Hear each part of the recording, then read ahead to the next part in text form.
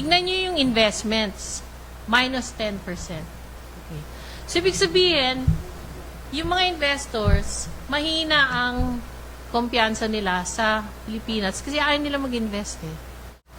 Ito sabi ni Auntie Claire.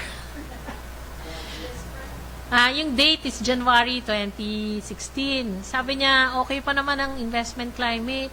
Diba? Ganyan. January 2026 yan Next, pakiclick ulit yung ayan. January 2026, investor confidence went down, is down to just 0.9%. Galing sa Bangko Sentral yung data na yan. Okay, hindi yan inimbento. So, kung makikita nyo, talagang pabagsak yung investor confidence, business confidence. Siyempre, nung lockdown, bumagsak siya. Pero umakyat ulit, di ba? Ngayon, 0.9. So, parang wala rin. Kumbaga, wala talagang kumpiyansa. So, paano ka makaka-attract? So, maski pumunta si BBM sa US, maski matuyo yung laway niya doon, hindi pupunta yung investors dito. Wala silang kumpiyansa. Next slide. Itong perception nila sa governance, di ba? So, ang score natin is only 32 out of 100. Baba ng Kasi, kung hanggang ngayon nga, matindi yung corruption, tapos walang accountability. Diba? Walang accountability. So, anong perception mo? Anong governance ang sinasabi mo? Wala ka pang napapakulong. Okay. Ang gusto nila ipakulong yung vice presidente. Okay. Sige, pakulong nila. Pero dapat magpakulong sila ng mas malalaking isda. Diba? Kung talaga may kaso sila kay vice presidente, dapat kasuhan din nila yung mas malalaking fish, kumbaga, isda. Next slide. Ito ang pinakamatindi at isa pang worry ko kasi hindi naman matatapos yung baha. Okay. Pag dumating ang rainy season, marami pa rin babahain. Pag tinignan nyo ngayon yung ibang bansa, yung Hawaii, yung Japan, bumabaha na ngayon sa kanila kasi matindi yung winter, so maraming snow. So ngayon natutunaw ang snow, nagiging ulap. Okay. So tumataas ang rain level. Pero wala ngang flood control eh. 'Di ba? Kumbaga puro salita. Okay, yung ibang flood control projects sira na. So, ibig sabihin, mas malaki ang devastation this year than last year. Next slide. So, ito pa yung mga questions na hindi pa nasasagot, no? Pag-isipan niyo yung mga sagot dyan. Ano na nangyari dun sa 1.45 trillion insertions ng Congress and Senate over the last 3 years? 1.45 trillion pesos. Yung 60 billion na tinanggal sa PhilHealth, actually hindi tinanggal, ninakaw. Sinoli na ba yun? Hindi pa rin. Meron ng Supreme Court ruling doon, Yung sa PDIC, ninakaw din yon kasi may kumbaga, bawal din silang maglabas ng pera dyan Kasi nga, for security yan ang mga bangko, di ba? Mas malaki pa sa PhilHealth yan, 107 billion. Yung Maharlika funds, ano na nangyari doon? Wala pa rin balita, di ba? So, who are truly accountable? Okay. So, nagsalita na yung mga Marines, ibang sundalo, ayaw pa rin nila maniwala. Sinisiraan yung mga nagsasabi ng katotohanan. Bakit wala pang nakukulong? At saka, will we still recover the stolen funds? Naibili na ng mga bahay, kotse. Next slide. Ito yung mga bigger questions. Can we still afford another 2 years of the BBM administration? Next question. Will massive corruption continue?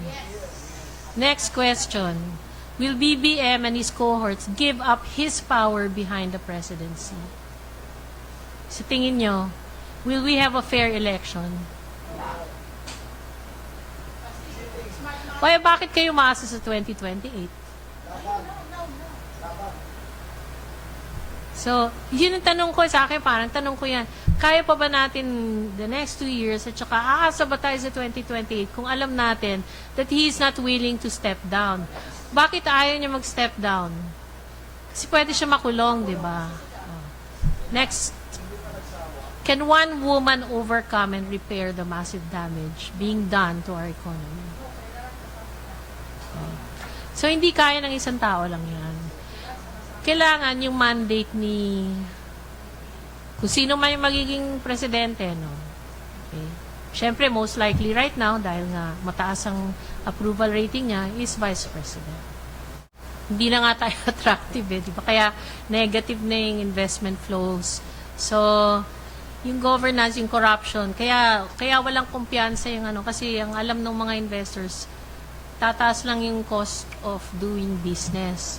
So, hindi ko pa nga nadagdag dyan yung cost of corruption eh. Kasi di ba pag pumasok ka sa isang bansa, so titingnan mo yung inflation, yung value ng currency, yung interest rates para kung gusto mo umutang, ganyan. Ang hindi ko na isama, yung mga padulas. Okay. So, dito, maraming padulas eh, di ba? Kada permit na kukuhanin mo, may padulas. Depende sa LGU. May mga LGU na okay naman, may mga LGU na hindi.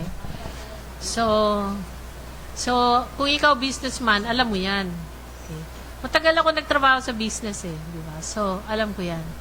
So, kaya turn off, malaking turn off yun. Lalo ngayon, nakikita nila napaka-massive, napakatalamak ng corruption. Okay. So, binigay ko yung example dati, yung Francisco Motors. Diba? Sayang yun kasi $1 billion sana yung invest nila, no? Dito. Ilang trabaho ma-generate nun. Pero sabi ng Francisco Motors, ang tagal-tagal na nilang humingi ng permits, hindi sila mabigyan-bigyan. Pumunta sa China. So, ang nakinabang, China. Nakinabang mga Chinese employees. Ma'am, may kasunod pa to.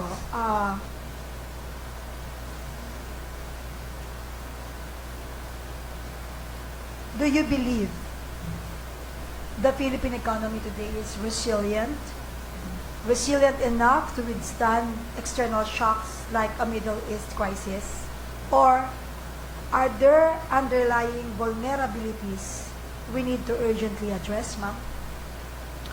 Well, pag tinignan mo yung national savings, may konting savings pa ang mga Pilipino. Okay. Tsaka may dollar reserves pa tayo, malaki pa naman. Like I said, yung import cover natin, 7 months, ganyan. So, kaya pa. Pero kung tumuloy-tuloy itong crisis, tsaka kung tumuloy-tuloy yung corruption, siguro we have a buffer of 1 to 2 years. Kaya nga sabi ko, kaya pa ba natin yung 2 years na ganito ang governance? Diba? Kasi sayang yung pinundar natin eh. Na ako nanginayang doon sa pinundar at saka yung potential. Kasi yung potential is 7 to 8% growth every year ng GDP. We're just growing by 4. This year, swerte tayo kung tumaas pa ang economy ng 3%.